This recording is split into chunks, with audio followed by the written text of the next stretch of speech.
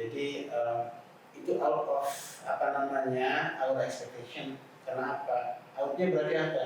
Ekspektasi kan harus di sini gitu ya. Tapi ternyata sangat cantik.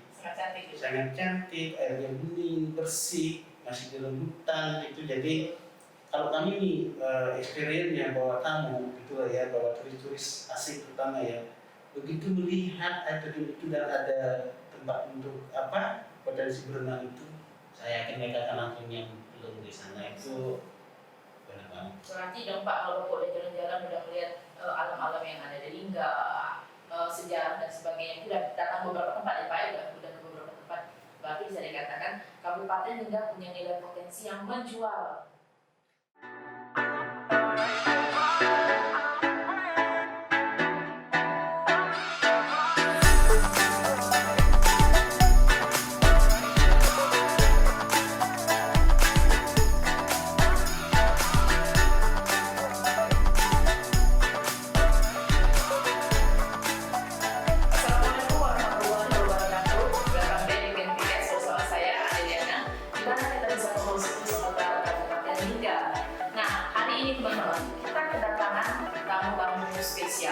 Datangnya jauh-jauh, ya. Pertama itu Bapak Sedia Yasa, kemudian Bapak Nyoman Sudirman. Teman-teman perlu diketahui, Bapak Sedia Yasa ini merupakan Managing Director Cruise Asia di Indonesia.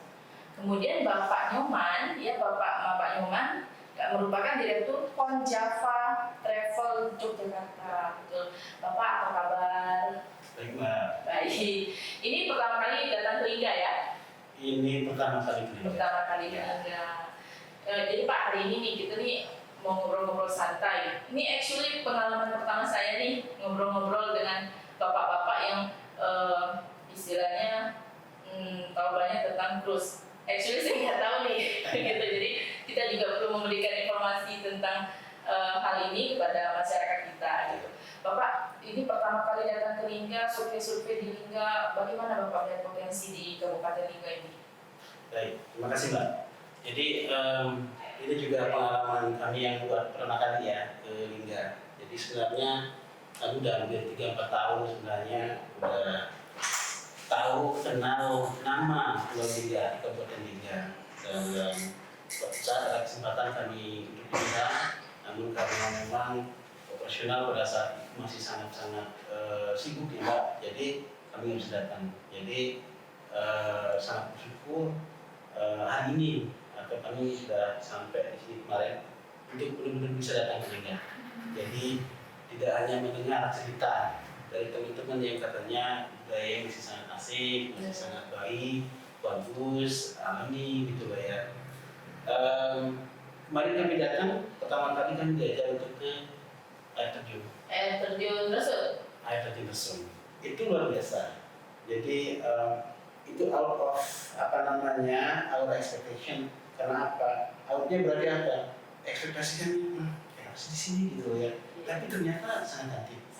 Sangat cantik, airnya bening, bersih, masih di hutan itu. Jadi kalau kami nih experience-nya bawa tamu gitu lah ya, bawa turis-turis asing terutama ya, begitu melihat air terjun itu dan ada tempat untuk potensi berenang itu, saya yakin mereka akan langsung yang belum di sana itu benar banget. Berarti dong Pak, kalau Bapak udah jalan-jalan udah melihat alam-alam yang ada di Lingga, sejarah dan sebagainya, udah datang beberapa tempat ya Pak, udah ke beberapa tempat, berarti bisa dikatakan Kabupaten Lingga punya nilai potensi yang menjual. Ya, benar. Jadi sangat menjual. Nanti sekarang mungkin bilang exposure-nya kayak apa, cukup sendiri.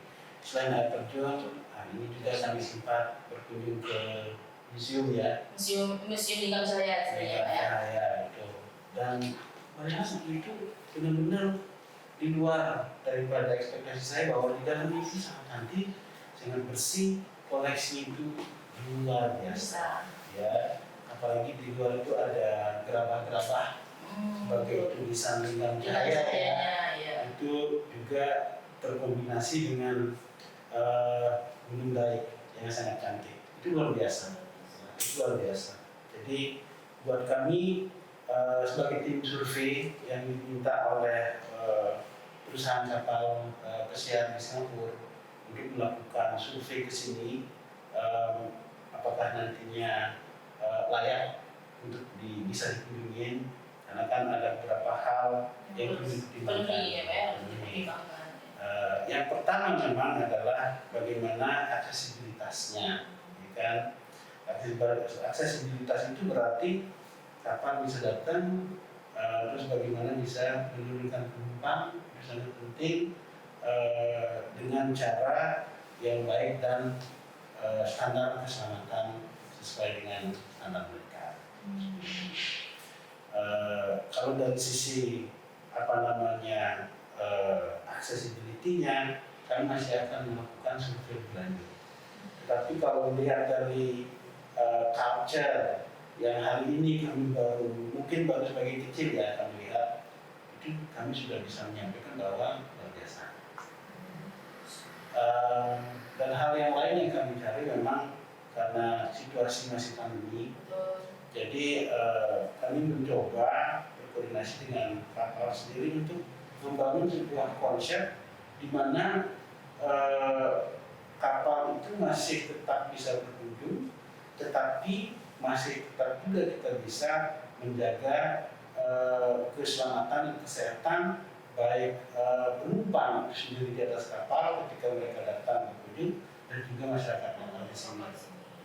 Nah, makanya kami berusaha masih mencari pulau yang punya fasilitas untuk mereka bisa menurunkan penumpang dan melakukan aktivitas pantai seperti snorkeling, menyelam, dan juga main kayaking, terus main aktivitas pantai, berenang-berenang, berjemur mungkin. Nah, di sana sentral aktivitasnya.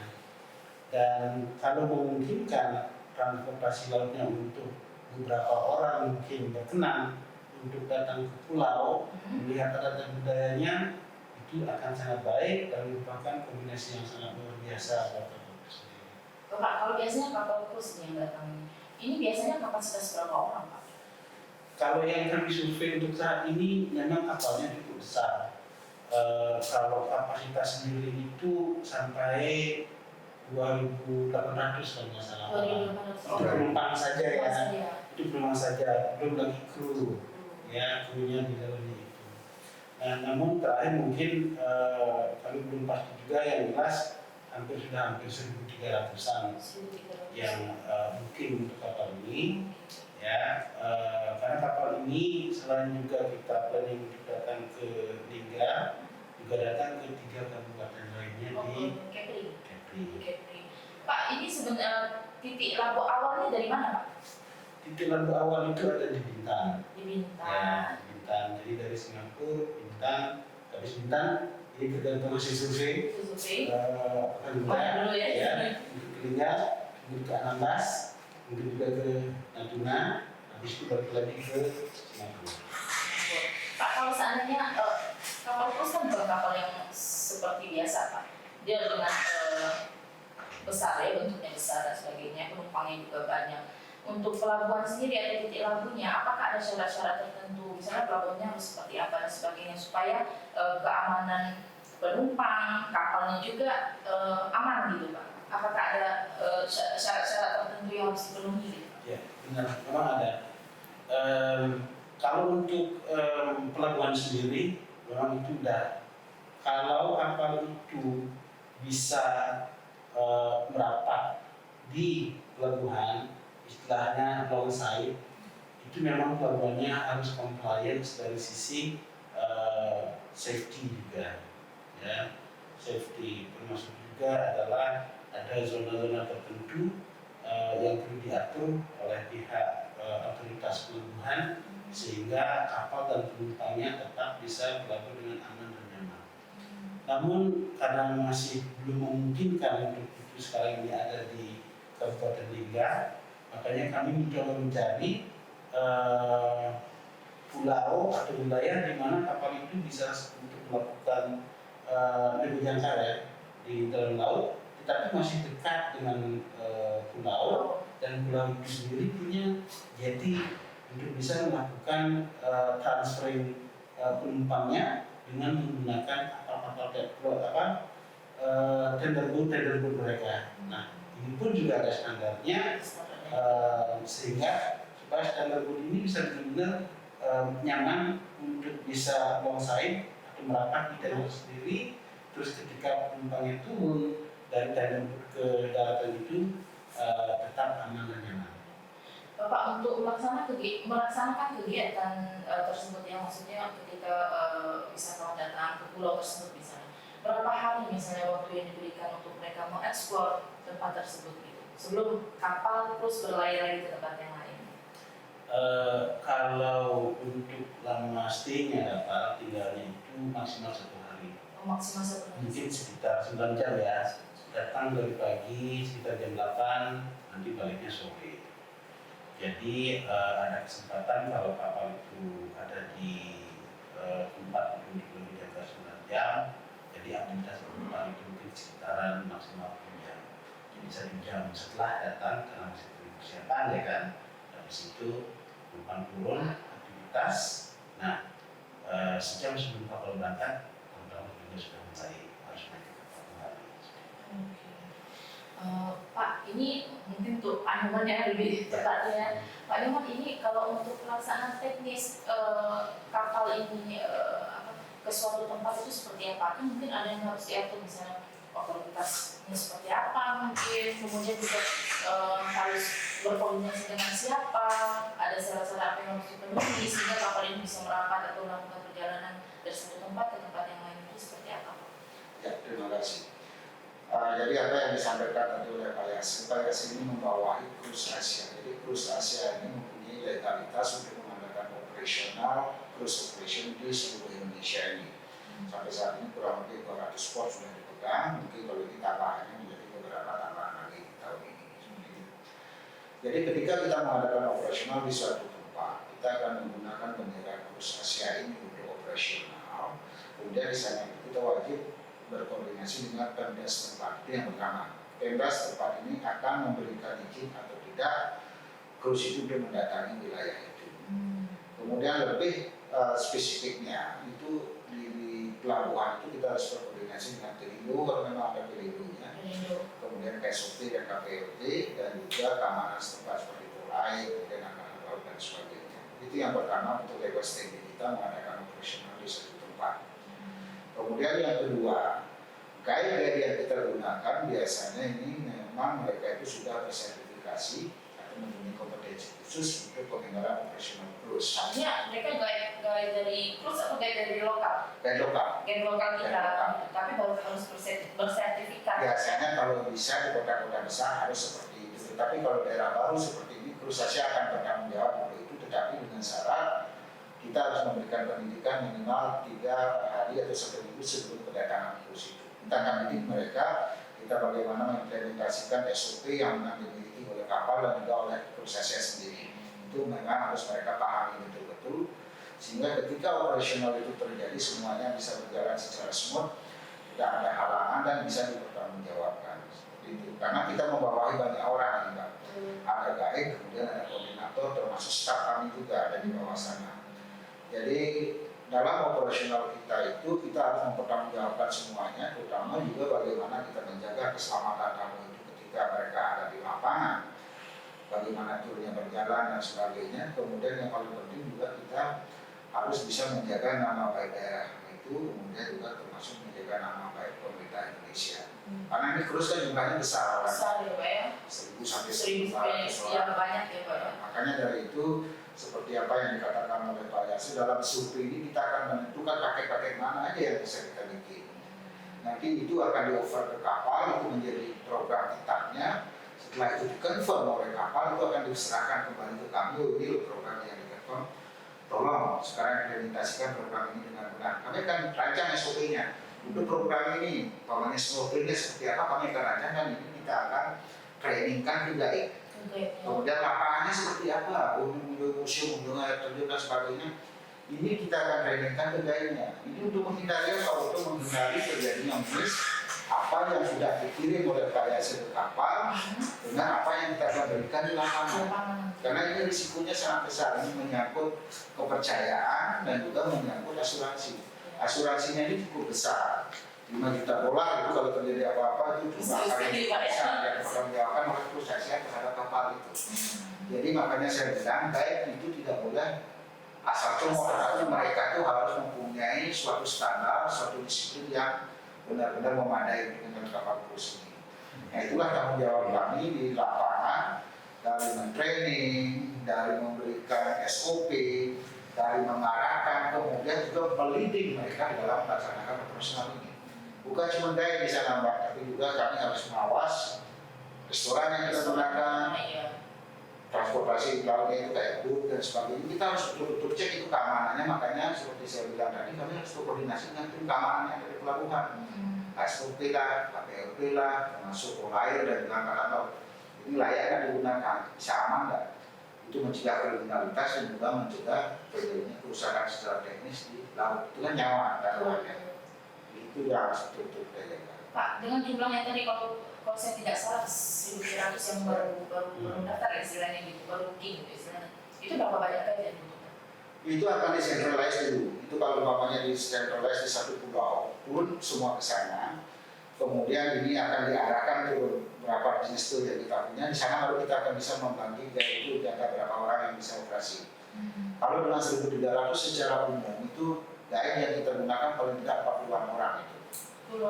Plus koordinator juga dengan jumlah yang sama. Koordinator 40 orang juga? Ya, hampir 100 orang yang hampir 100 orang. Tapi kalau koordinator itu dari cruise Asianya atau juga dari? Sama, kita selalu menggunakan potensi lokal. Lokal ya? Lokal, biasanya kalau guide ini mempunyai knowledge tentang guide, koordinatornya ini biasanya anak-anak yang baru tamat sekolah, tetapi mempunyai komunikasi yang bagus. Sebab ini levelnya nanti ketika dia pintar, dia bisa naik jadi guide. Oh gitu. Nah seperti itu. Jadi ini semacam regenerasi dari guide untuk generasi selanjutnya. Jadi kami itu membangun secara sustainability, bukan cuma membangun bisnisnya, tetapi juga kami membangun SDM-nya di sana. Pak, dari masa survei sekarang sampai nanti mungkin persiapan dan sebagainya, mungkin mengkoordinasikan dengan tour guide ataupun dengan pemerintah setempat dan sebagainya, memakan waktu berapa lama hingga sampai cruise ini benar-benar berlayar ya? Sebenarnya ini dari survei ini akan dilaporkan, nanti tergantung penilaiannya dari sana. Waktu sudah ditentukan sebenarnya. Waktu sudah ditentukan. Jadi bukan mereka itu tergantung kita, tapi kita tergantung dari jadwal yang mereka turunkan. Kalau umpamanya bulan Juli dia akan datang. Jadi paling tidak 2-3 minggu sebelum itu kami akan datang kembali untuk mempersiapkan itu semua, terutama di SDM-nya ini. Sehingga ketika betul-betul datang di bulan Juli itu kami atau tim di sini betul-betul siap. Betul siap ya Pak ya. Bapak, ini kita ngobrol-ngobrol santai ya Pak ya. Kami rasa informasi yang Bapak berikan tadi sudah sangat bermanfaat bagi kami. Kami berterima kasih loh. Ini waktunya mepet sekali. Bapak juga banyak kegiatan yang harus dilakukan. Terima kasih sudah datang ke sini. Kami berharap memang nanti kegiatan cruise ini memang benar-benar nanti nyantol ke Lingga gitu kan Pak ya. Juga nanti bisa memberdayakan SDM-SDM kami yang ada di Kabupaten Lingga. Pak, sebelum kita close nih Pak, satu kata dong untuk Kabupaten Lingga. Apa ya, Kabupaten Lingga, saya bilang yang saya tadi ingat tuh mantap banget dan memang ini sangat sangat pantas untuk diekspos menjadi destinasi wisata, tidak hanya untuk kapal pesiar ya, tapi juga untuk tamu-tamu reguler yang mau menikmati ada budaya dan juga wisata lautnya. Pak, nih Pak Numan, satu kata dong untuk Epicast. Saya yakin ini setelah pandemi ini Lingga ini bisa maju di dunia pariwisata, karena saya lihat ini Lingga ini adalah emas pariwisata yang terkubur sebenarnya di sini. Ini mempunyai suatu daya tarik tersendiri untuk Kabupaten Lingga ini di dunia pariwisata internasional. Oke Bapak Nyoman, Bapak Sigia, terima kasih sudah datang. Semoga perjalanan berikut ini akan lebih memantapkan lagi timnya, surveinya bahwa memang kami pantas untuk dikunjungi gitu ya. Teman-teman, ini juga bapak-bapak ini juga sudah menggali potensi Kabupaten Lingga dan dia merasa Kabupaten Lingga memiliki potensi yang sangat bagus. Bapak-bapak ini aja mendukung, gimana dengan kamu? Nah, thank you for watching hari ini. See you next time. Wassalamualaikum warahmatullahi wabarakatuh.